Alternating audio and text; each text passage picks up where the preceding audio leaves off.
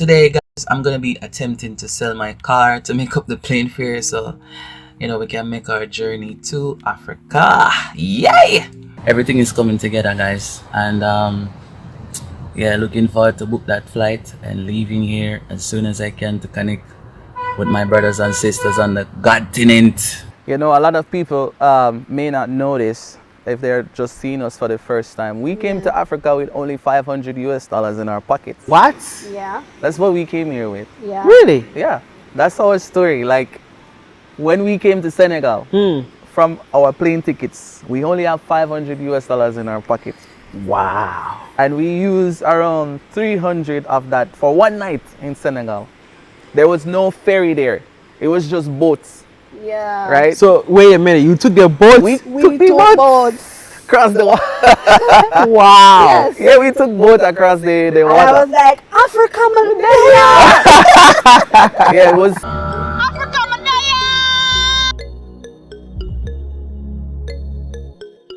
Hello guys, and welcome back again to another amazing episode. And this is the Diaspora transition episode where we interview diasporans who decided to leave the diaspora and currently living here on the continent. And as you guys already know, this is not Ghana. I'm in the Gambia interviewing the diasporans, and I do have special people on the show today. They are a couple who decided to leave Jamaica to relocate to the Gambia, and I'm here for them to tell their story. Tell us why they decided to do that, and man, I'm excited. So anyways, if it's your first time here, don't forget to like the video, share, and then subscribe. YouTube said 89% of you guys are not subscribing. You love the video, I don't know why you're not subscribing, okay? So anyways, please subscribe. And where we are currently filming this video is called Tamala. It's located in the Gambia. It's a beautiful place. You're coming from the US, Canada. You want a soft landing. You want to be able to, still enjoy yourself while you are transitioning. Make sure to check it out. There's a link in the description that is going to give you some discount. Make sure you check that out. So without further ado, Queen Jodi and Ap, welcome on the show. Thank you for having us. And before we start anything, thank you for accepting to be on the show. I reached out to you guys and you were so positive, and you made it here. Thank you. So thank you again. And before we get into the story, I know people are watching you guys for the first time. They are wondering, who are you guys? Can you briefly introduce yourself to the people watching you for the first time? Sure. Well, my name is AP, And I'm Queen Jodi. and we are a young Jamaican couple who decided to relocate to Africa on a spiritual journey, actually, to work with our brothers and sisters in Africa. Growing up, we've always heard story about Africa through Marcus Garvey, Bob Marley, the Rastafarian movement, and it has been a passion, especially of mine, because I came from a background of Rastafarian people, playing the Nyabingi and stuff. So Africa has always been in my blood. So I guess it was just inevitable for us for me to make the journey here. And I'm very fortunate that my wife decided to make the journey with me. Yes. So, Yes, honestly, we heard the calling that we need to move from Jamaica, and we decided that, okay, let's take a trip. exactly. And together we did it. Yeah? Wow. Then you say you had a calling. Now, I've heard most people saying this. There's a calling. Can you walk me through what that calling was? Everything is coming together, guys, and yeah, looking forward to book that flight and leaving here as soon as I can to connect with my brothers and sisters on the continent. Yes, so today, guys, I'm gonna be attempting to sell my car to make up the plane fare, so we can make our journey to Africa. Yay! So it's gonna be a long day, guys, but as you can see, we're packing up some stuff, and then we're gonna be heading out on the street. As I say, this fridge, we're gonna be selling this fridge by weekend. Give thanks to that.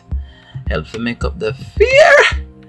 So we sell the stove already. We're gonna be trying to sell this washing machine as well as water bottles and stuff like that. Really try to get as much cash together as possible for our journey, because you never know, you understand?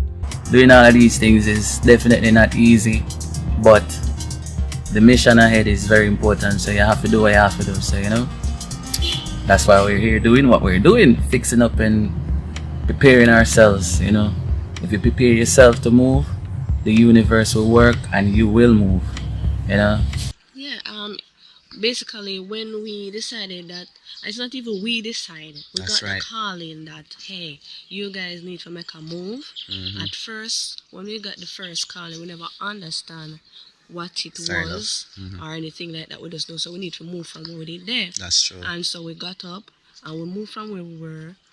Sadly, we had to pay rent and them stuff there, so that kind of take out some of the money where we did a save. That's true. I understand, and extra bills, but at the same time we moved. And when we moved to where we were now, there was another urge and another urge, say we need to move.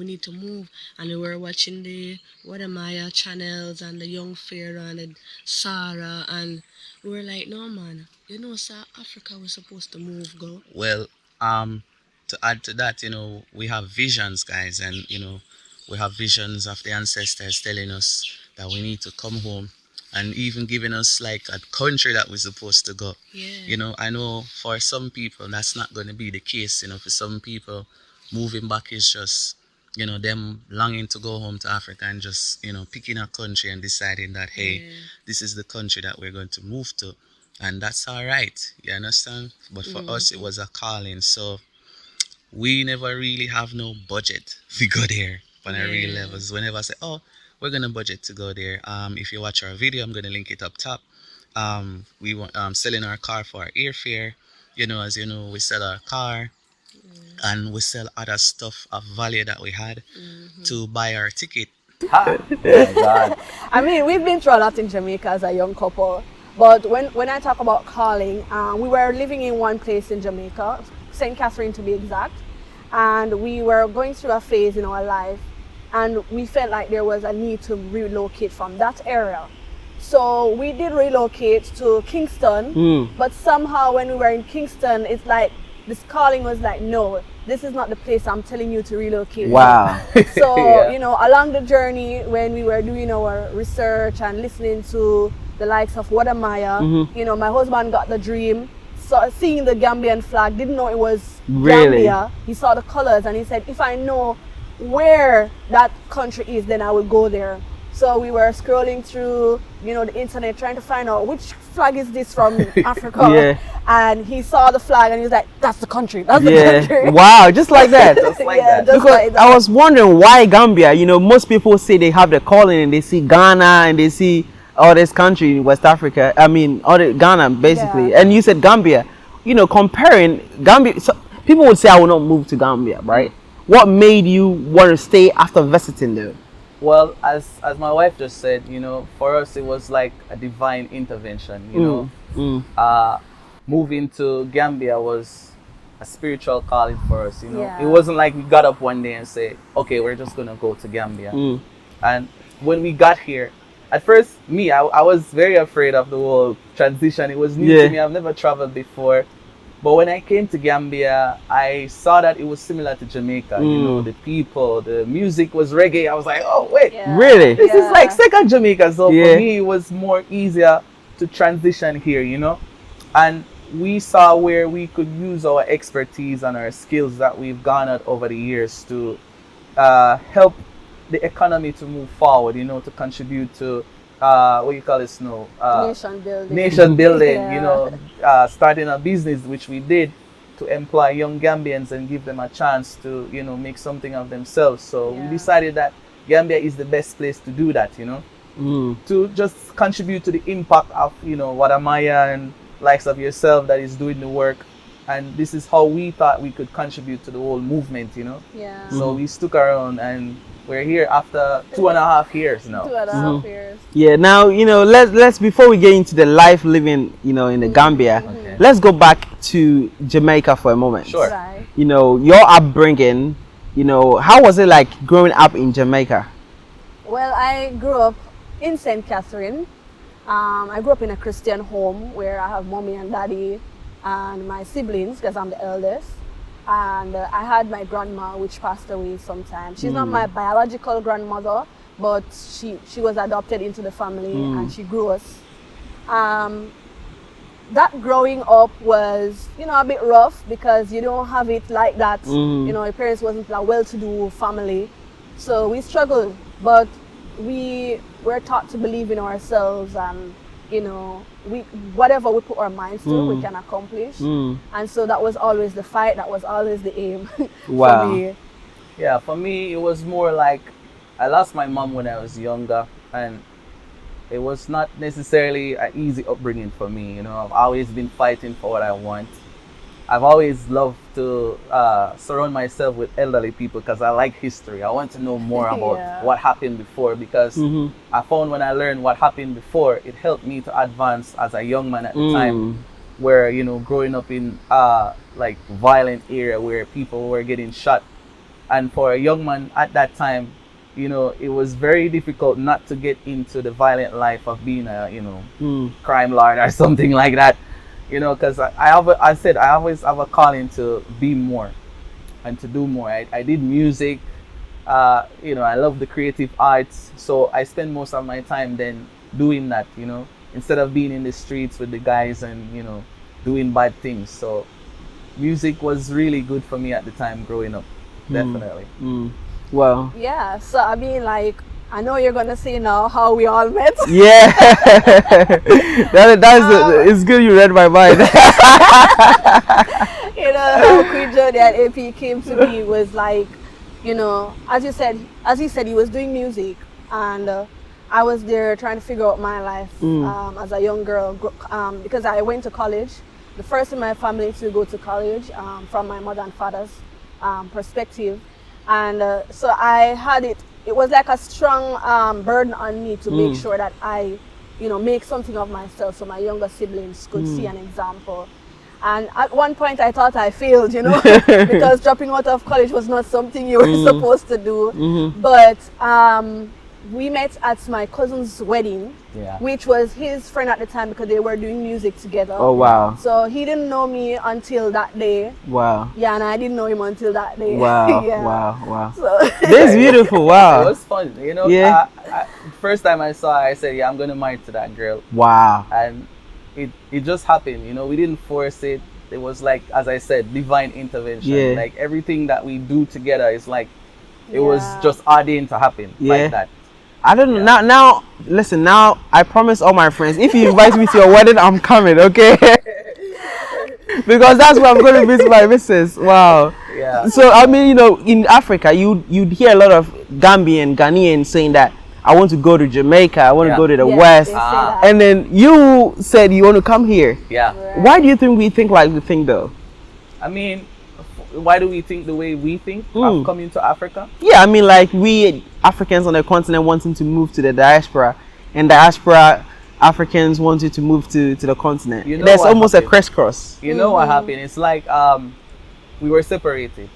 You know when you have relatives that you heard about but you never seen, and you know where they are, and you just want to go there to just experience it. Like when we speak to the young people here, they say, "Where are you from?" We say Jamaica. They're like, "Ah, that place is beautiful. I love it. I want to go there." And then you have Jamaicans maybe there that would say, "I want to know what Africa is like." So there is this divide in terms of young people on the continent and young people off the continent. So they don't know what's happening in Africa apart from what they see on, you know, the news, and it's not necessarily always good.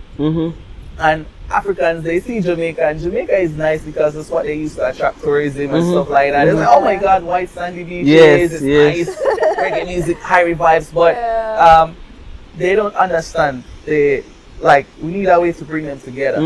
So when we saw what Amaya doing is traveling, and I was like, whoa, that's nice. Africa is nice. So now when we're here and Jamaicans, like young Jamaicans are seeing us, they're like, wait, Africa is actually nice. So we see more young people traveling from Jamaica to Africa now, which is very good.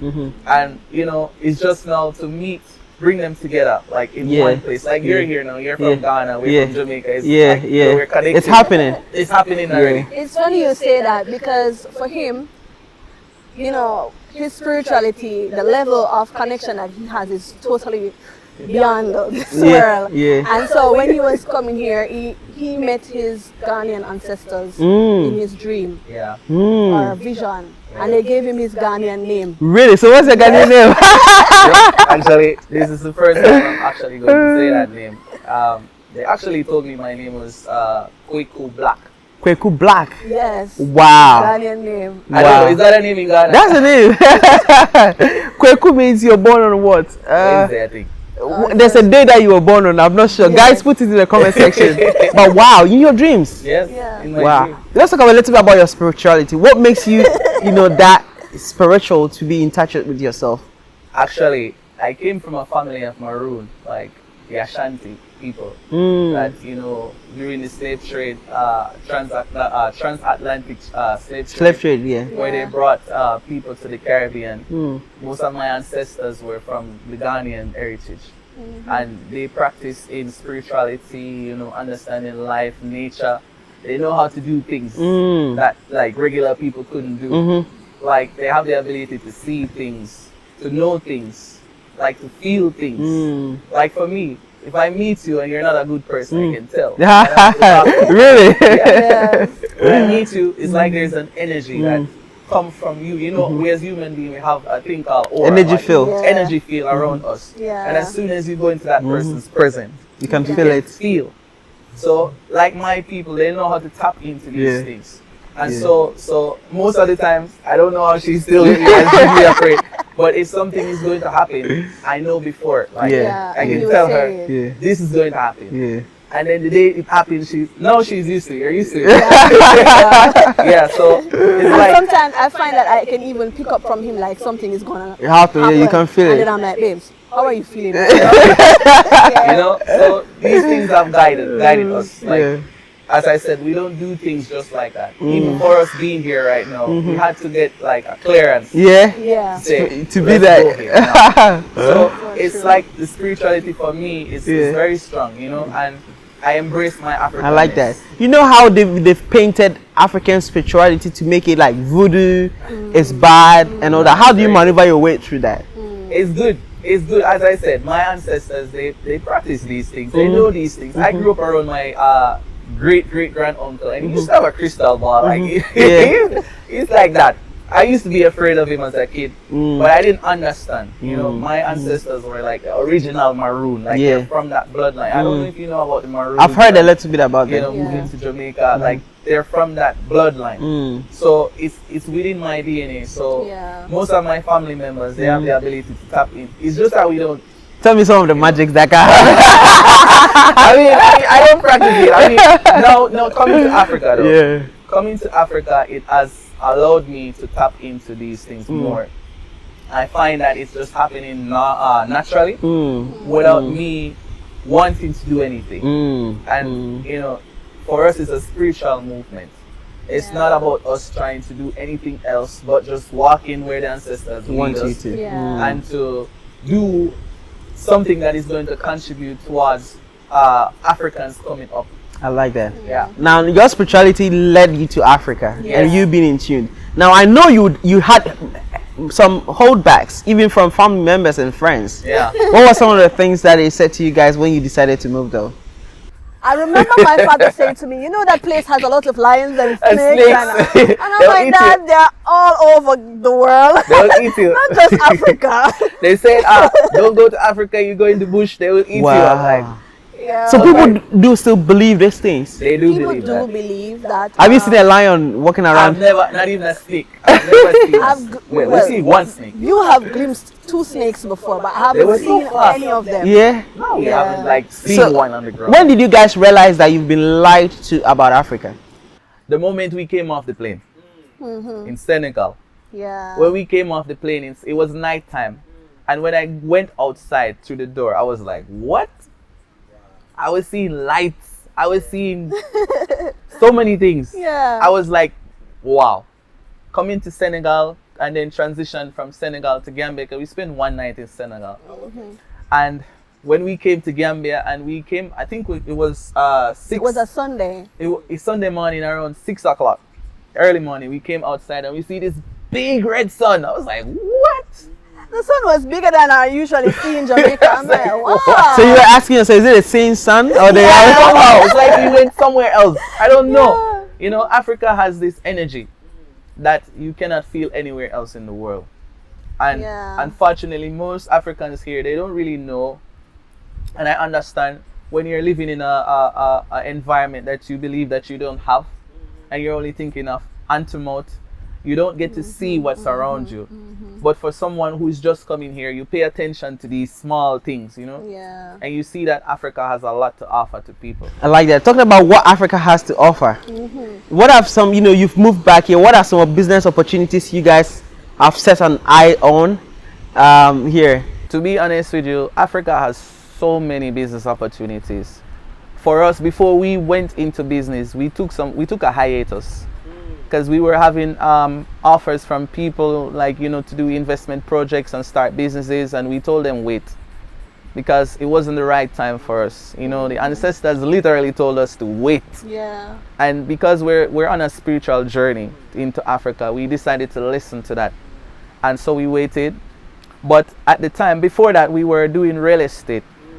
Like, we came here and we met our Gambia, we call him our Gambian brother. Yeah. And he introduced us to real estate. It's a very funny story. We came here, we were doing videos, and this guy offered us a plot of land Just like that. for free. He was Really? like, I'm going to give you a plot of land. You guys are good. You're my Wow. Jamaican people. I love you. I'm giving you a plot. I was Wow. like, To be ignoring honest him. with you, we were ignoring this We ignored him. conversation because I somehow felt like it wasn't fully genuine, but the people on our channels was like, you know, let's just go and see it. And so we answered that, and that led us to Yeah, we went there. Yeah. Where we was introduced to a guy that does real estate here, and our friend at the time, she told us to go with him to check the land first. yeah. But we ended up went there. The land it didn't work out. But we met the guy, and he introduced us to his company. He was And working too at that time. yes, and Yeah. we like the way they do business. We were hearing a lot of stories about people getting, you know, scammed in land and stuff like that. So we wanted to at least introduce a company that was reputable at the that we time. saw as being reputable to them. Yeah. And we did a little bit of that, and we stopped because we work off a spiritual, a divine energy. We don't just do like that. So we stopped, we took a hiatus, we meditate, we locked ourselves away from the world literally. Really? Yeah. How long? For like what? Almost a month or 2 months. Yeah, we just locked ourselves away. Yeah. And And then- at that time we felt sick too. Yeah. So it's like it was you guys not listening to me. Yeah. So let me just Yeah. set you here, then you will know that I mean what I'm saying. Yeah, it's like that. Yeah. And when we took that break, we were led to, there's a mall here, and we were at the mall, and he called us. We were actually looking into opening a supermarket yeah. with a few diasporans at the We were time. doing some feasibility studies. Yeah, we were and doing stuff studies, like that. and he called us and he's like, I want to start a real estate business. I'm like, what? You ready? He said yes. And then we were just led to do it with him, you know. So we created a real estate business here. Actually, its name Yeah. is BIAMO. BIAMO Group Limited. Really? And Wow. Tell me more about it. It has been like what now? 2.5 years. Yes, 2.5. 2.5 years? No, it's 1.5. 1.5 years. 1.5 Yeah. years now. We've been we opened that company. 2021. One. Yeah, till now. Around October. I don't know, for some reason for us, every time we're to start something, it's around, or to move somewhere, it's around that time. Somehow. Because when we started our bed sheet business in Jamaica, it's around October, November. So now starting the real estate company was around that time. Yeah. Yeah. And it's a good time. Anybody It is a good who time. understands knows it. It's a good time to start business. Yeah. But, we didn't get up one day and say we're going to go into real estate. We were just led there, and so we As created. a matter of fact, we were trying to run from it.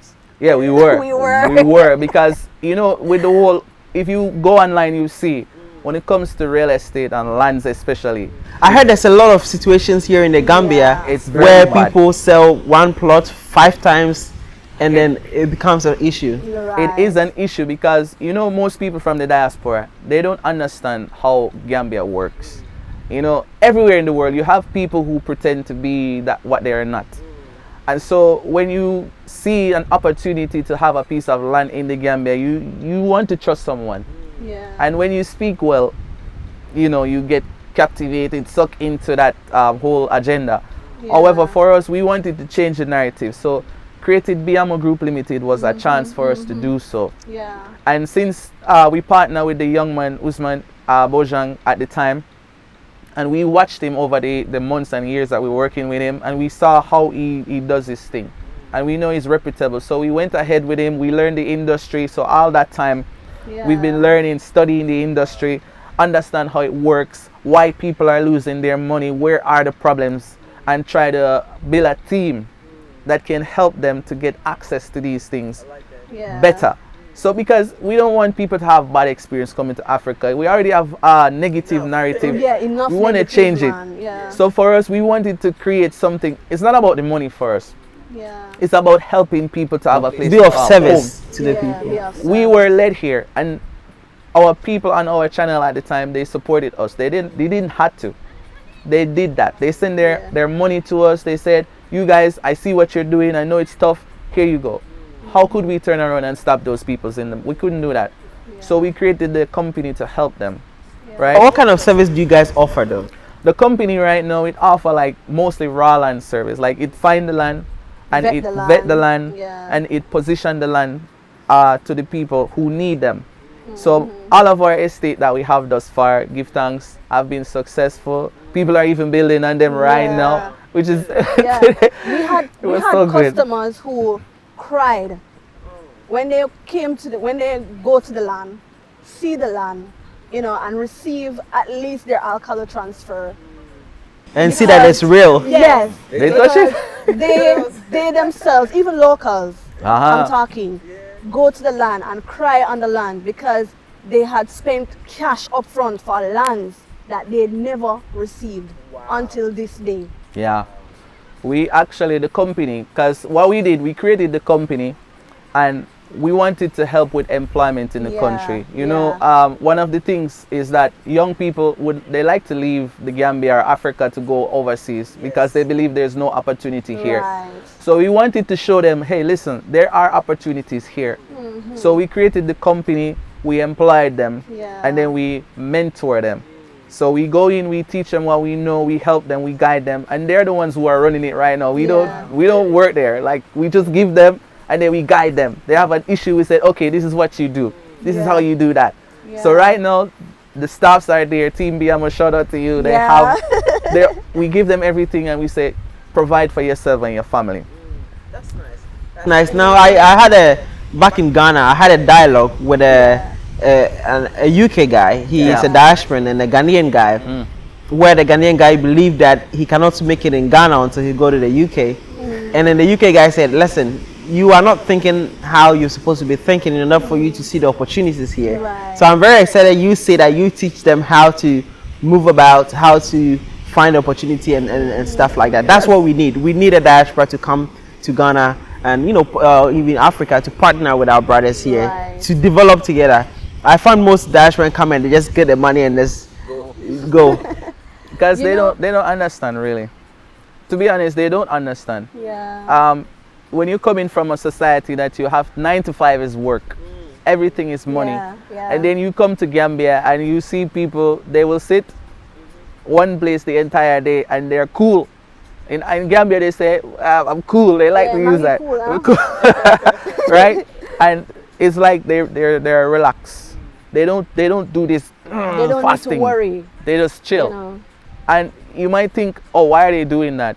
But it's just what they know and it works for them. That's why they look young, right? They look young and energetic. Less stress. But for somebody who is used to go get the cash, they don't know anything different. So this is why we need to have like a dialogue between Africans here and Africans that are coming back and see, like, yes, there are negatives everywhere, right? But see how we can find a common ground where we can understand each other, right? There must be something that we agree on. Let's start there. And from there we see how best, because we're coming here to live and you already live here. How can we work together? And that's what we did when we created this company. It was like, that's our way of showing diaspora that it can be done with locals in the wherever you are, Ghana, Nigeria, wherever. It's not easy to do business in Africa. That's but the truth, if you're trying to do it by yourself, you're going to have a lot of struggles with that. What advice do you have for people who are looking to move to Ghana for business, or Gambia or Nigeria or West Africa or Africa in general? I would say when I came to Africa, you know, I realized that Africa was the land of abundance. And to be honest, we've learned that anything that you think about here in your space, here in Africa, will be heightened 10 times. Yes. So if you don't want certain things in your life, here, while you're here, don't think about it. That's true. No, that's the truth. We've experienced it ourselves. The minute you put energy into, because we are in a energy field right now, that anything that you do or your actions, your words, your thoughts can actually bring forth Manifest something into your life that you don't want or that you want. So you have to be very careful, whether it is with business, family, anything like that. So if I dream I want to have a mansion, it's gonna happen. You never know. The possibility is endless. Yeah. And what we've learned, because we were in preparation in Jamaica and we didn't even know before our transition here. So when we came here, we realized we were actually in training to come. So when we arrived here, we understood that we had to be more patient. We had to be more tolerant, and we had to be open to learning. Not because we're coming from the West means we know everything there is to know. And because we are experienced and have much more, the ability to do more things than most Africans will not be able to do, doesn't mean that we're to come with that. So you're better than them. Yeah. You have to come and Humble yourself. humble yourself. They said in Jamaica, they said the humblest calf suck Get the most milk. Yeah, really. Yeah. So if you're fighting the titty, you're not gonna get no milk. You understand? So you have to just relax yourself, and that's what we've learned, and that has really helped us to make our journey much more lighter. I'm not saying everything is perfect here and you won't have any struggle whatsoever. But if you focus on the struggle, that's what you're gonna get. I like that. I like that. Yeah. I like that. Very well said. Now, people come with the mindset of, like you said, they go getters fast. Yeah. So when they move back to Gambia and Africa, they get frustrated. Yeah. When you go to the government office and you want your documents signed, and then you have to go there for at least almost every single week or day to make sure that they get it done. Exactly. Some people coming from the diaspora can't handle that. No. So then they leave and they give up. But then the Chinese don't leave. No. The Lebanese don't leave. All these white people don't leave, That's and they the make thing. sure they get what they need. That's the thing. You know what? When we were leaving Jamaica, we got this, I would say it's a phrase or something to live by when we come here. It says, accept knowledge, raise the frequency, protect your roots. The reason why it says accept knowledge first is because knowledge is what is going to get you to the other two. And if you do not see knowledge, you don't acknowledge knowledge, you understand, you will not be able to use it to fuel your way forward in life. And so we've been doing, there are times when we hit a point and the saying come back to us and we're like, that's what you're trying to tell us. Yeah. Because a lot of people, they are bent on, this person did this and this person did. It's okay. Yes, we've been through everything as a black people, what we've been through. But there's something there for us to learn. What was it that we needed to learn that we haven't learned yet? And what is it that we are learning still? And from that, you can find your way through. These persons, China, they've learned patience. China wasn't what it is now. 100 years ago, China was China was a poor country, they say, and the people saw the need to come together, build infrastructures, and work. Sometimes, I don't know if they even got paid for those work that they were doing. They were working for free. They were getting one shirt every month and then food. Exactly. And they were willing to do that for the generation to come, because they are looking, if we put in the work now, then our people down the line, they won't have to do this anymore. And now US is owing China a lot of money. The world is owing China a lot of money.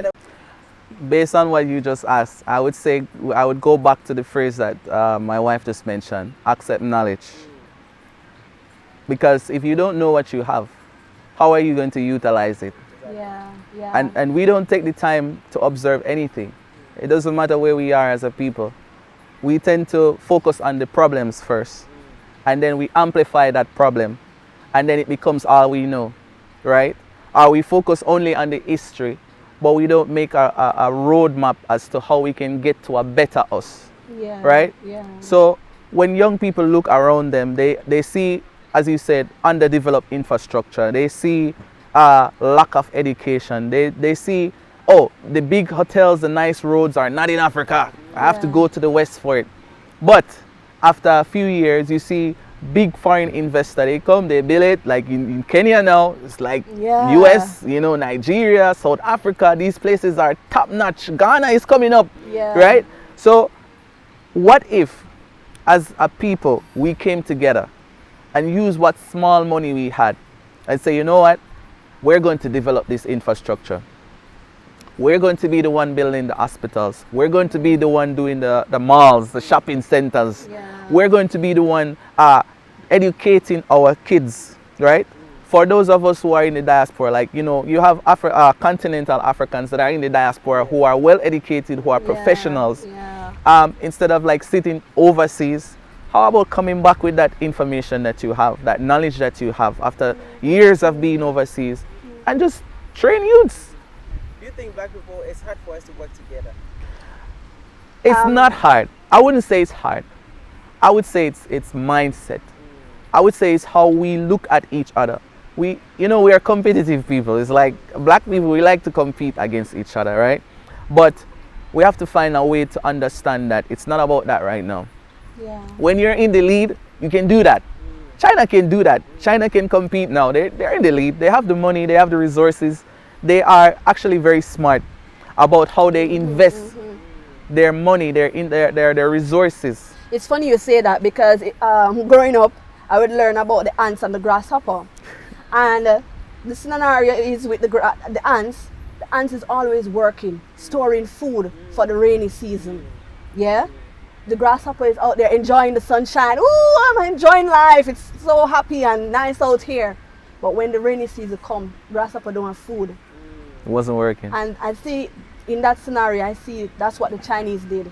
They were like the ants, you know, taking their small, gathering it, storing it. Now grasshopper have to come to the ants. Hey, can I get some food? Basically, they control everything because they were prepared. This is deep, guys. Yeah, This is deep. So I have this theory, right?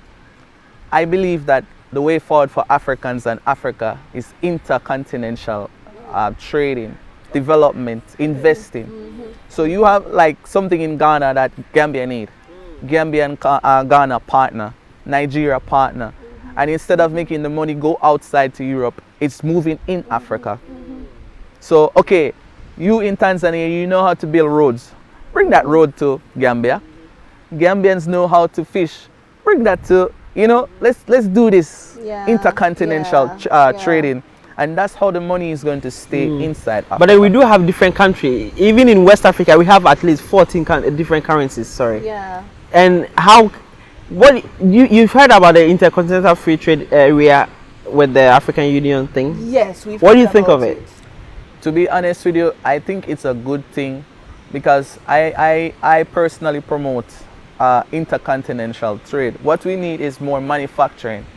We need to manufacture and produce our own things, our own cars like they're doing in Ghana, in Nigeria, you know, our own metals and, you know, cements and stuff like that we used to build and do development.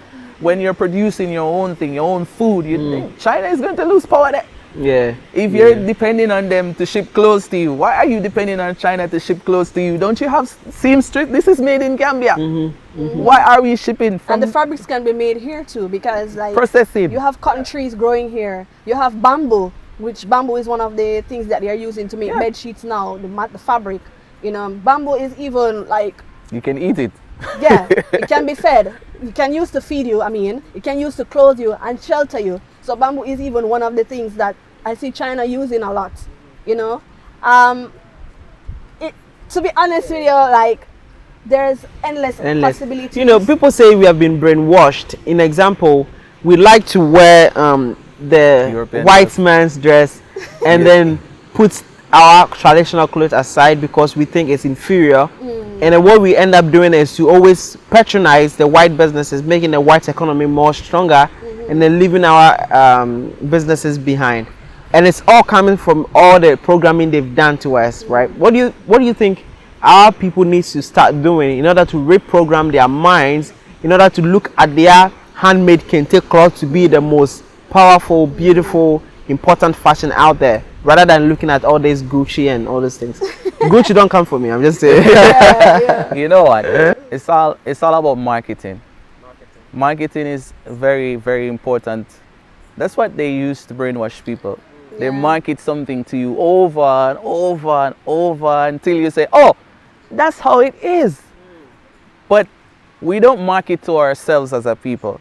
We only allow people to market to us. Yeah. We don't control our own media. We don't tell our own stories.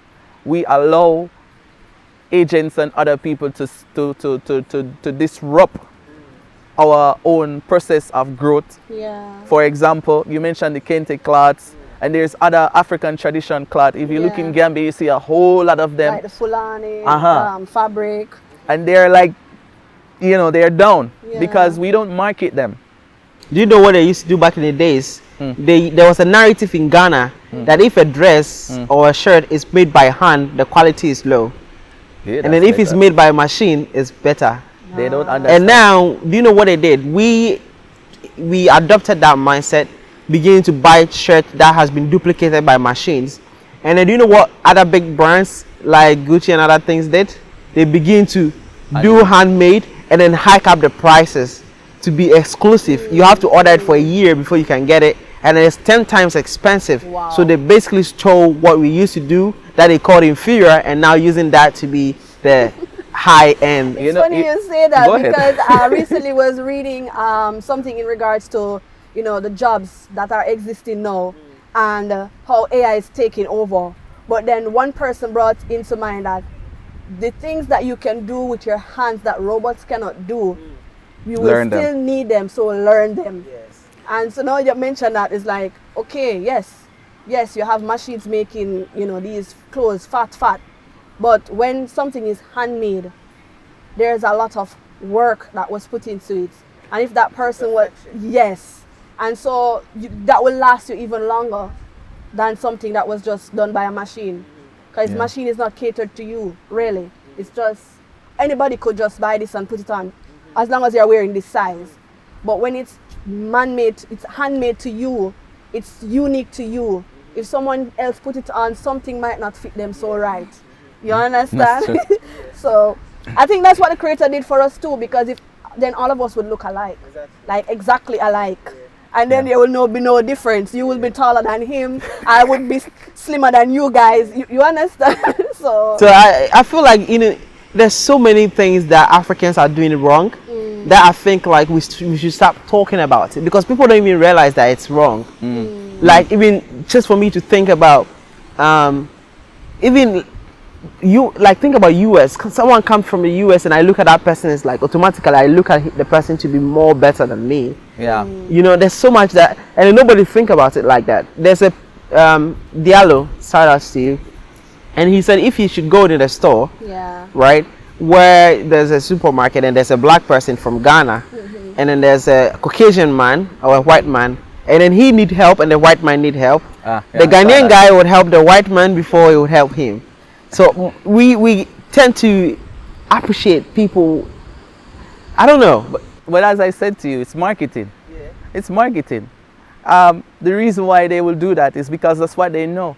That's what they see. Remember, how long ago since Africans from the diaspora started to come to Africa like this? Nobody was coming to Africa. Who wants to come to, you see? I mean, even if you, for some of us, even if we wanted to, at the time we couldn't afford to. No, for me. Yeah. Only thing I know is Rastafarian. Talking about going to Ethiopia. That's all I know. Yeah. You think people in the diaspora can't afford to come to Africa? For some persons who genuinely want to come, their situation might not allow them to. But for those who have traveled before, then some of them have come here. You know, because we've met people. I've been here for 15 years. I've been here for 20 years. And I'm like, wow, that's amazing. They were so early to the party. Yeah. And then they moved quietly. That's what I'm saying. Yeah. I know other diasporans who moved to Ghana for 30 years. Wow. You know, there's a lady, shout out to you, I forget the name of the resort. Listen, I forget the name so easy, but there's a Pan-African village in Western region, and this old lady moved with her husband, I think, and established a resort. but they've been doing things in their own small ways, small circles to help. And I'm like, wow. Until year of return was when we started doing it on a very large scale. But I feel like, let's compare it to other ethnicities. Everyone else still move in slow motion, but still gets their numbers to come. Yes. It's only the black race that needs to be always come begging them before they come. Somehow. I think for me, it's more the mindset that's what we are seeing. The mindset has to change. For us to get to this point where we are today, we had to do a 360 degree in our minds, you know, because we grew up thinking that we might not be able to accomplish what we want to accomplish before a certain age, because it was told to us that you have to work 10 times as hard. You know, you have to go to the college to get a degree. You have to do so many things before you can even see where you need to reach. And to be honest with you, we came here 2020, and when our ancestors showed us where we needed to be and set us on that path, and we followed, it's been amazing. You know, a lot of people may not know this if they're just seeing us for the first time. We came to Africa with only $500 in our pockets. What? Yeah. That's what we came here with. Yeah. Really? Yeah, that's our story. Like, when we came to Senegal, from our plane tickets, we only have $500 in our pockets. Wow. And we use around 300 of that for one night in Senegal. Yeah. Seriously? Yeah, we had to change it to Safer. Safer. Uh-huh. And I didn't know you had, with Safer, you say, oh, you have this pile of money What here. is- But it never worked much, to be honest with you. Didn't work much. Because when you buy food, Yeah, it's finished. let me tell you, we bought 2 big Pringles. Pringles, like this, yeah. because the place that we were staying didn't have food. And we paid for the night stay.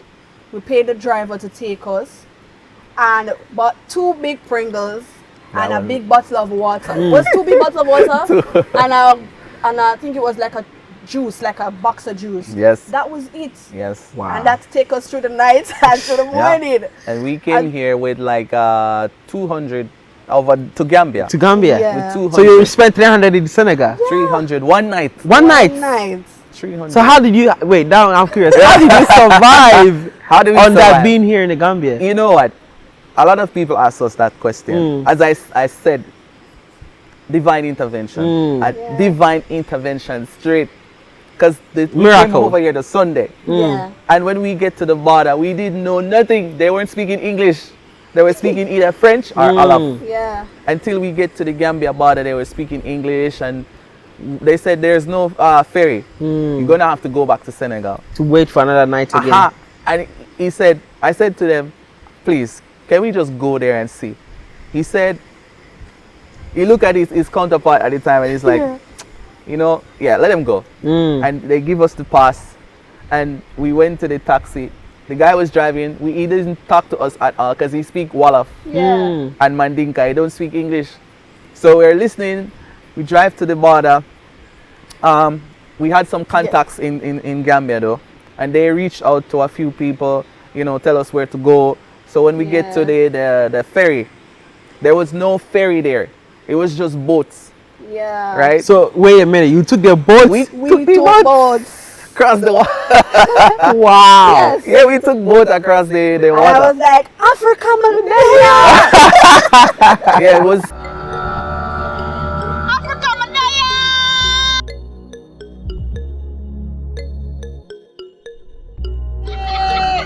It's the Queen Jodi and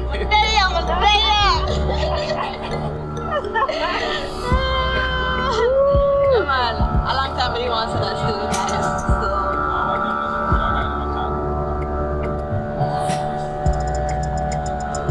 Very much for Gambian experience. Awesome. It's fun, like, but we. It was our first boat ride ever. Yes. So it was first time taking planes. So you had your bags, your luggage, everything on you. My On the drone. boat. on the boat. And when we got, we couldn't come off like on the boat didn't get onto the Sure. So you had to come Climb on off. people's shoulder. They took us on their shoulders I was like, what is this? Wow. They took us like, come. Well, then this is the second day you landed in Africa. Yes. But then fast forward, you are still here and you didn't even give up. Do you know that is enough to let someone go back to their country? Yeah, but we were led here, and we had a vision. It's a calling. Africa is Yeah. home, you know. A lot of people said, you're not going back to Jamaica. I'm like, why? Africa is home. If Africa wasn't home for us, we wouldn't be here right now. That's true. After that, so long.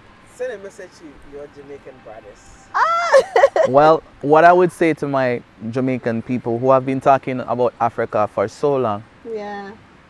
what are you waiting for? Book the flight. Come to Africa, see for yourself what Marcus Garvey has been talking about, what Bob Marley has been singing Yeah. about. You know how many reggae artists from Jamaica come to Africa and they go back. They don't tell you about Africa. Africa is like Jamaica. It's home. Come, see how best you can contribute. Because Africa is not a sports. It's No. it's not a vacation. You're connecting to your roots. This is home for all of us. Yeah. So come back. Yeah. And you know what? In general, for anybody who wants to come to Africa, we are actually writing a book as well. Well, we've written just a little volume. Yeah. So hopefully it will be out soon. But I would say, because this is part of what's in the book, if you are coming to Africa, don't come thinking that you're going to escape your problems where you live, where they are, you know, because the problems will come with you. That's true. Those burdens, those emotions that you've been carrying, they are not just a physical thing, they're a spiritual thing. And so you cannot say you run and leave them to come because you want freedom. You have to work through them. We had to do our inner work. Yes. And that's how we can even manage to be here today, you know, regardless of the little problems that come, you know, because we understood who we are. Yes. You have to get to that point of understanding who you are and the greatness that you have within you. And once you know that, it doesn't matter what comes.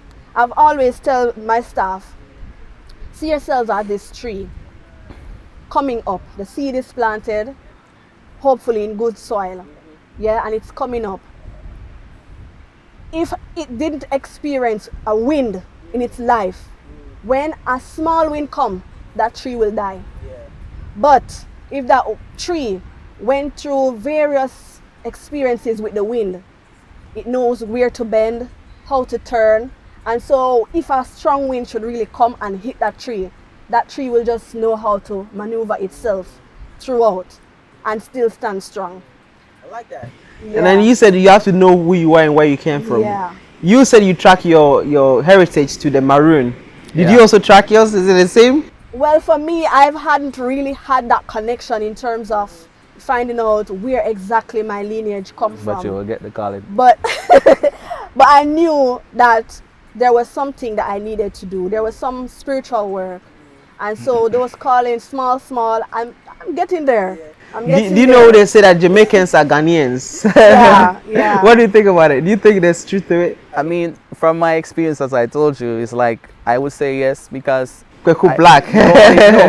nobody told me that. You Yeah. know, it wasn't a dream. It was real for me. When we were coming here, and you know, I don't know if they still do it in Ghana, where they dress in white, like full white, Yeah, yeah. with their head wrap white, everything. I don't know if you know those spiritual people. Yeah. That's how they were for me in the dream. They were doing this ritual type They thing. don't wear any slippers. They are barefooted and they wear Barefoot, white. raw, underground, Yeah. connected to nature, you know. Yeah. It's nothing to be afraid of. It's our spirituality as a people, you know. There's more to Africans and Africa than what meets the eyes. That is so true. I like that. And it's the African spirituality is a truth spirituality. It is. And there's one thing that in my country we normally say that we want the government officials to now start swearing with the African spirituality than Thank you.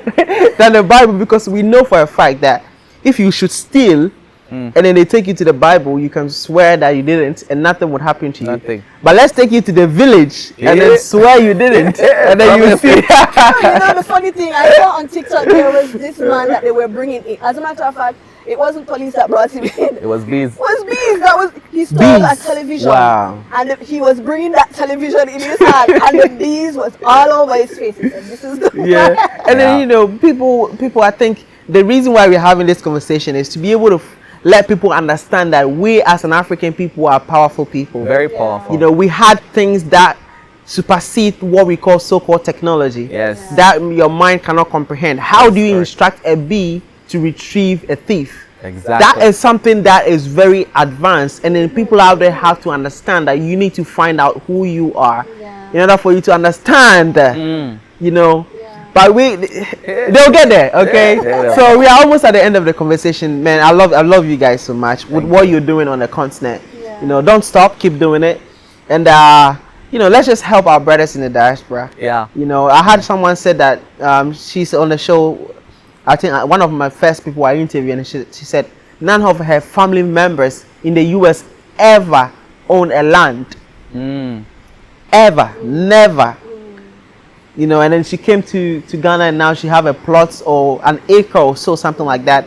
And then when she sat next to me, and I saw the excitement out of her, you know, the face of just a land. We Ghanaians don't think it's a big deal, but in seeing that excitement, I'm like, wow. It's a big And I know there are millions of people out there who don't even, you know, have that, and they want to have that. And then they just have to speak to the right people so that they don't have to be turned off or be discouraged because somebody chopped their money, but speak to the right people in order to get that, to know how it feels like to step on that line. I mean, it's not yours, it's for God, like this guy with Daniel.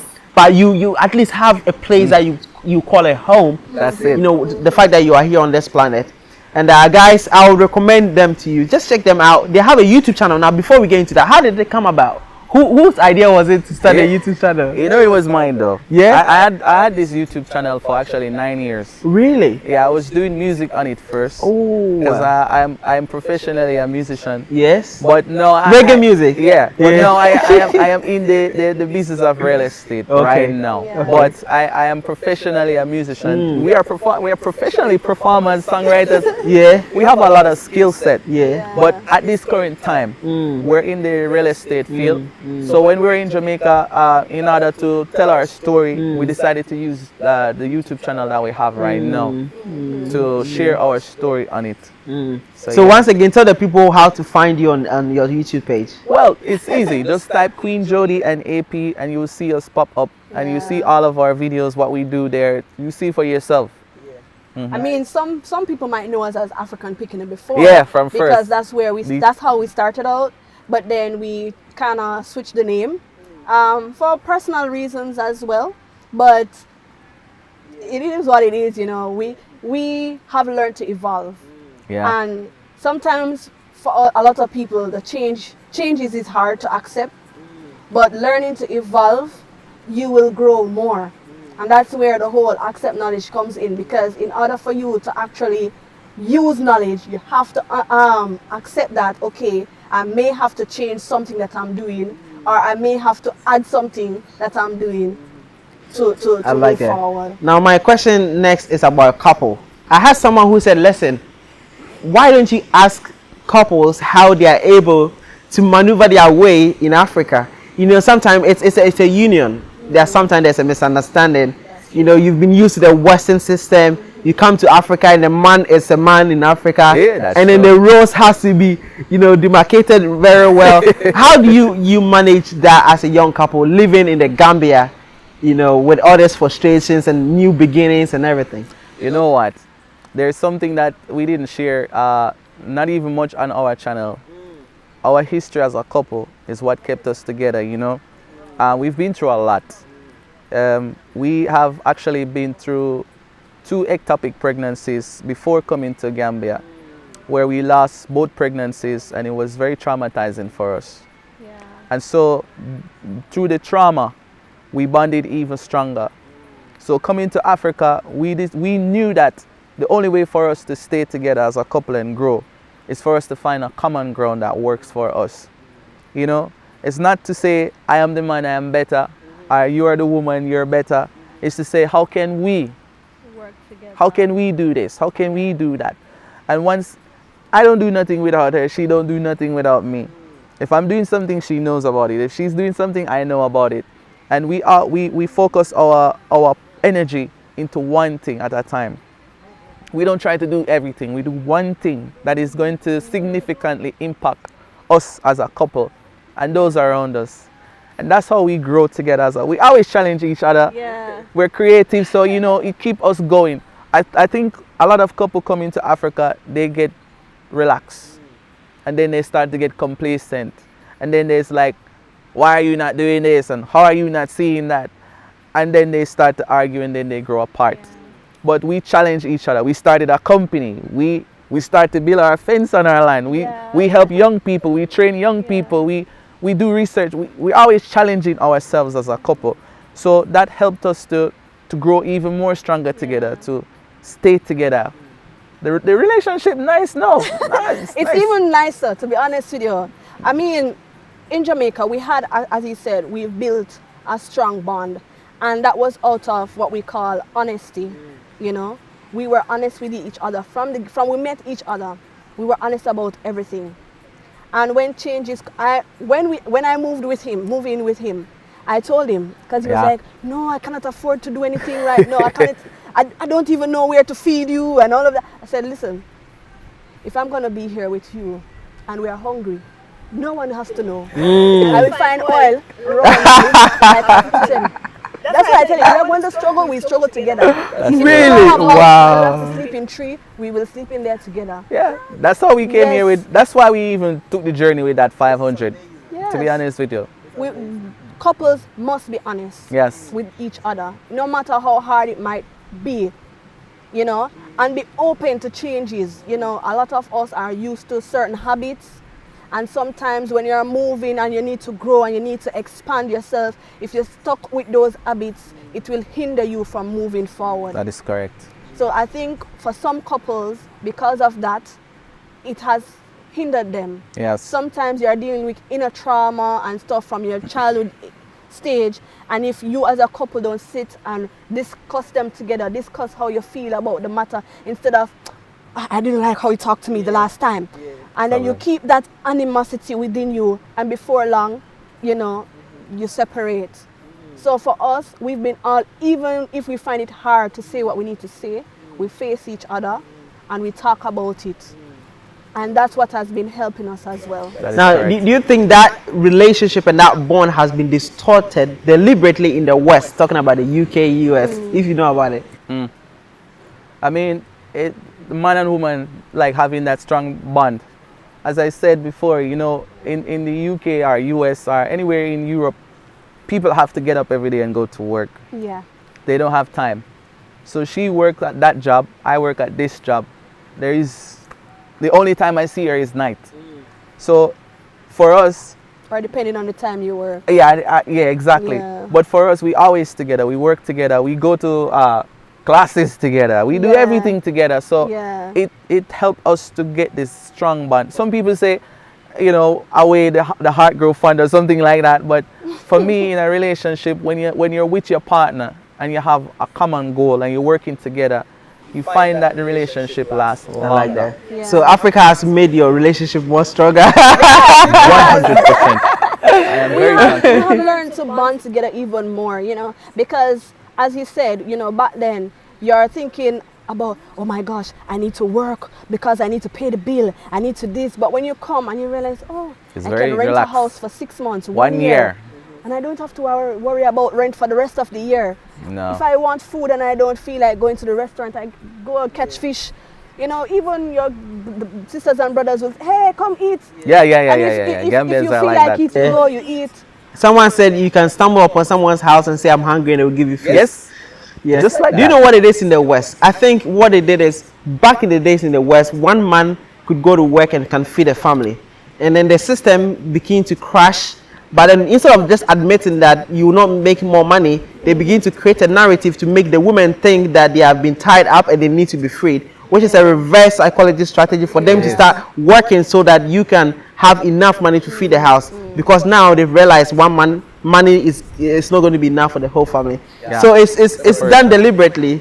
Yeah. That is true, but I will also say individuals need to take the time out to connect with themselves. Correct. Because when you get to know yourself and understand who you are as a woman, as a man, then you know how you can offer yourself, you know, to your partner, to your children, and to the world. You know, I had to learn that for myself as a woman. and I had to learn to stand within my femininity, you know, and say it's okay to have a man help me, you know, because the narrative is that, oh, independent lady, she don't need a man to do anything. Yeah. But So the you don't truth, agree with that? no, I don't agree with that, because in truth and in fact, all of us want to feel loved. Yeah. All of us want to feel appreciated. All of us want to feel like we matter. You want to cuddle up with somebody at night. You don't want to sleep by yourself, to be honest, you know? And so this whole thing of it's all about me and I, it doesn't work in a relationship. That's yes, true. you need to fix yourself individually, but then you have to come as a collective and say, okay, this is where I'm at. This is who I am. This is what I have. Same for the other. How can we work together to make this relationship work, not for just for ourselves, but for the future? Correct. Because everything begins with the family, to be honest with you. And if the family is not strong, if the mother, the father don't know themselves, the kids will come up not knowing themselves. And then you have a world of people that don't know themselves, don't know where they belong, don't know what they are supposed to do, a confused set of people. And then it's hard to function because then everybody's at each other. That's deep. That's deep. Powerful. God bless your union. And I'm very excited for you, you know, to see what you guys have, you know, on the list of things you want to do here on the continent. Thank Now, you. before we end this conversation, if you do have a final message for the people watching, what would that message be? I would just say, just learn to love yourself. Because I believe that people don't spend time loving themselves these days. We're always in our phones, we're always watching the news, we're always following the next drama. We need to spend that energy on self. Some self-love, you know, self-acceptance. This morning I looked through my window and I'm like, wow, I am alive. Yeah. Oh my God. It feels so good. I was like, I'm laughing at myself being alive. I am happy. We need to find that center within ourselves, find that balance. If we have to cry, cry. And then just be happy. Yeah. Because there's so much more to life. Especially if you're coming to Africa, you will definitely love it if you do what I just said. Absolutely.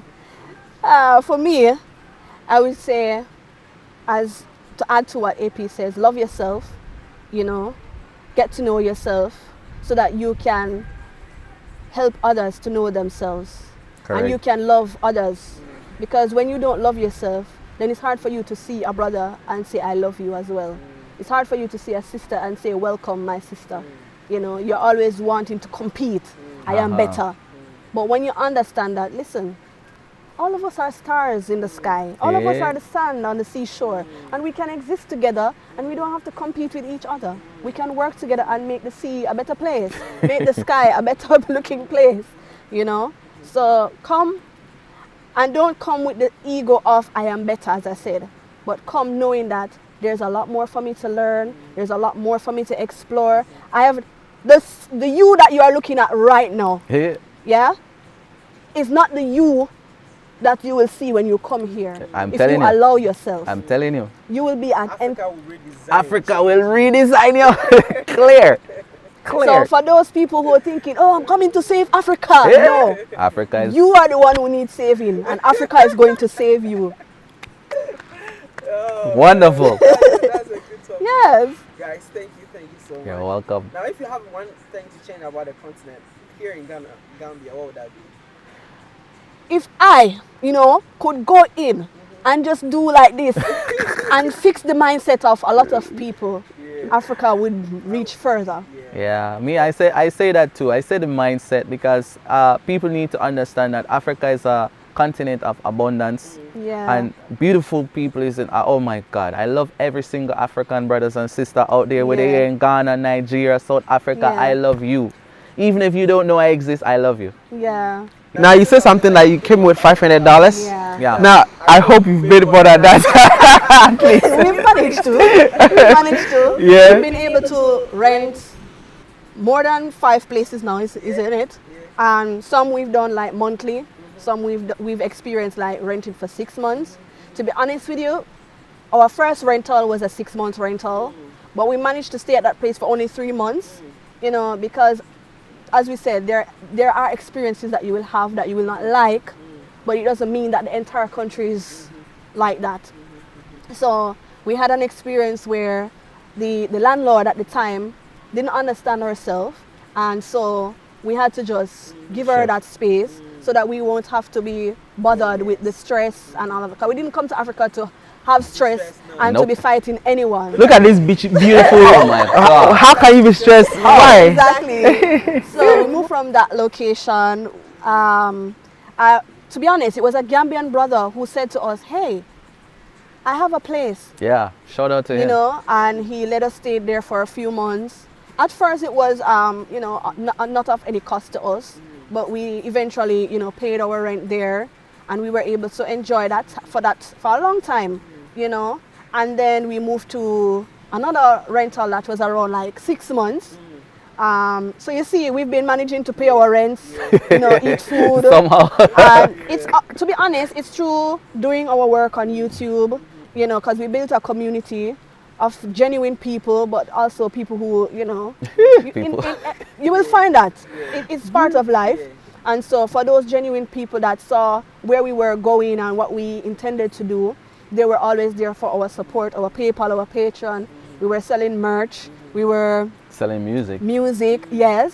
You know, and then when we went into the real estate, affiliate first, because we affiliated with that company. And so we were able to help people get lands. And from that, we were able to earn, you know, and that has been a wonderful, to be honest with you, when we look at that experience as a couple who we were living at his father's house at first, you know, I left my mom's house, you know, we lived together at his father's house. Then because we were able to, you know, graduate from that now to moving into our own space. That was our first experience with rental before we came here, funny enough, because when we went to Kingston, we were renting. And we were able to do that through his music because he wins some competitions. And we also did a social media job at the time. And I was doing my bedsheet business. So all of that we accumulated helped us. And that relationship helped us over here when we came, because we were able to do a social media business like we were doing it was an auto company when we came here, so that was helping along with YouTube and those things. So though we came with 500, we put plans in place for like contingency when we actually needed fund to help us to rent our first house here after like what, 2 months? Yeah, 2 months. Yeah, so we knew we were preparing ourselves, you know, because we had time during the whole lockdown situation. Most people just want to have a house full of money before they feel like they are ready to move to Africa. No, you see, it's just about how you look at your transition, you know. For us, when we realized that when we buy the ticket, we're only gonna have around 500 leave. I look at her and I'm like, are you sure you want to go right now? She's like, yeah, we're going. I'm like, okay, we're going. So, but we already had plans in place to, you know, supplement our income after some time. Because we're smart people, you know, we're intelligent people. So we always thought of ways that we can use our intelligent IQ.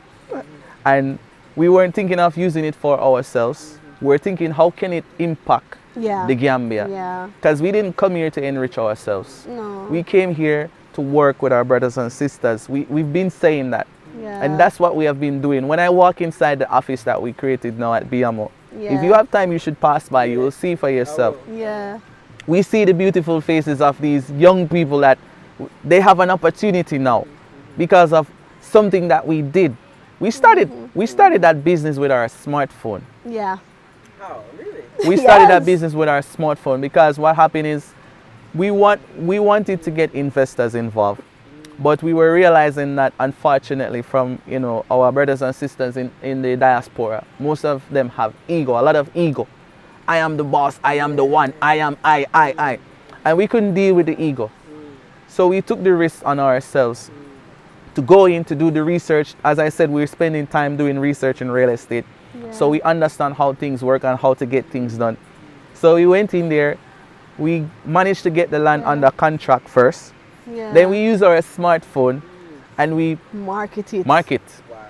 And after we marketed the land, we started to make sale. And from we made that sale, we buy the land and then we started the business right away. Registered, get it licensed, everything. You know, I really think black people are late to the party here in Gambia. Because I see Gambia and the hospitality is just like what we boast of in Ghana. Exactly. And it may be more than Ghana. I mean, Ghana don't come from me. But I'm like, so if you can get into Gambia now to secure land, like imagine me having an acre on this beach front. Oh my God. Now, in 10 years, I can sell that. Now you can get for how much? $60,000? Yeah, How many? around that. In 10 years, I promise you, maybe more than times 2 or times 3, or even more than that. Even too long. It's too long. I will tell you, since we came here, you could get 100 by 100. I'm not sure how much, 10,000 square meters of land for around 600,000, 500,000 in the rural here, right? Areas. And no, you're talking about $2 million. That's around like 40,000 US or more. So land is going up every day because people are buying and selling, buying and selling, buying. And even if we don't do it, because some people will say, "Oh, you guys are selling off the lands, and why are you guys doing that?" But they don't understand. It's not us there. We are trying to make sure that you can get a piece. We're trying to make sure that small, secure and like, hassle-free, as the company like says. young Gambians. We're trying to make sure that young people, because there's a lot of young people here, Yeah. and they're growing up, and we're like, okay, where are these people going to live? If you cannot afford to buy a plot of land right now, how are you going to buy it in the next 10 years? Yeah. What are they going to do? Rent forever? So we're like, no, BIAMO is going to help them by securing a bunch of these lands. So when they come, it's at the competitive prices for them. Because as we say, we're not trying to enrich ourselves. I can tell you a story about a project that the company just did in the rural area where they had it's more like 60 or so thousand square meters of land. Yeah. Huge. And the company acquired the land and it basically gave it away for free. Like, it only take enough to cover certain expense, but it gave it to the people for free, to diaspora and local people. Yeah. Around 300 homes could be built on that land. Right. And it's all gone. And it was not for profit, it was just us ensuring that people can have a place to call home. giving them Both that. local and diasporans. And that was one of our biggest accomplishments thus far in Africa. Yeah, and then there's more coming. There's bigger and bigger and bigger We coming. give thanks. And one of the things that made me smile, because there was a client, I was there when the staff was interacting with her, and I realized she had a son. Oh my She God. was not, she's a local. She came in with her mom and the son, and she said she's buying it for the son. And I said, look at that. People would say, these people don't know anything. They do. But then this lady could look at that piece of land that she's buying as a valuable asset for her son, who is not even boy enough to walk yet. Yeah? He's not able to walk yet. But she knew that she had to secure this asset for him. Because I see it coming in Ghana now. If you want some places, man, I don't even want to talk about the prices. So in Gambia, I would like to actually invest into some lands and some properties here. Speaking of that, we actually roll out, because what we realized was that diasporans was coming here, and after a while they run out of money, and they have to go back. Are they living here and they're broke? They're broke. They don't have. No, I know people get, and it's in Ghana too. It's tough. Yeah. So we look at ourselves and we're like, okay, we created this company, BIAMO. It's a well-oiled machine. It knows how to market. It sells. That's what it does. It's a license for that, right? It's working under the law. It knows how to do what it does. Yeah. So we came together with the other, because it's not just me and her. We had like 2 other founders, right? And we came together with them and we talked about how can we help locals and diaspora to capitalize on this lucrative industry. So we created a project, an investment project called Dirt to Gold. Dirt. To gold. Yeah. Okay. And the whole idea of that is to give these people a chance to earn passive income. Because the company is actively selling the lands to people who want to build their homes. That means it's a lucrative venture, right? So from that investment, so when we go in to buy the lands, it's like, okay, I'm going to buy this land. You want to buy the land with me, we buy the land. You want to buy the land, everybody buy the land together. And then when it's sold, you get a percentage. And so it's lucrative. You're consistently getting money from that. So you can sustain yourself. So instead of you come and you spend $3, $4, $5 million on a land or to build a big house and then you're broke, how about putting 200,000 or 100,000 into an investment that is giving you back this amount, every quarter, that you can use to even help to supplement certain costs that you have. And this is our way of trying to help the diaspora and the local people to find a way to sustain. Because the truth is, not many of us will want to come back. It's the truth. As much as they know that Africa is the homeland and all of that, not many will want to leave where they are to come. But we want them to know that, hey, you can still have an opportunity to make investments here and have an impact just the same.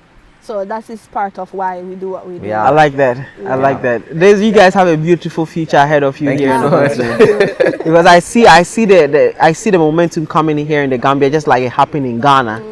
And then you guys are very early to the party, and I think you guys watching should be, because man, it's so sad. It saddens me when I see all these Caucasians making all the money, and then our people are just, this is your land. This is where you come from. Come and take it. Okay? Unless by the time you realize it, the whole continent is for Chinese. Anyways, guys, thank you so much for talking to me. This has been an amazing conversation. You're welcome. And so without further ado, let's say bye-bye to the people watching. Hey. All right? Peace out. Bye-bye. I'm AP. And I'm Queen Jodi. And we are real estate entrepreneurs living here in the Gambia, and you're watching Webnation. Webnation. So make sure you subscribe and stay tuned.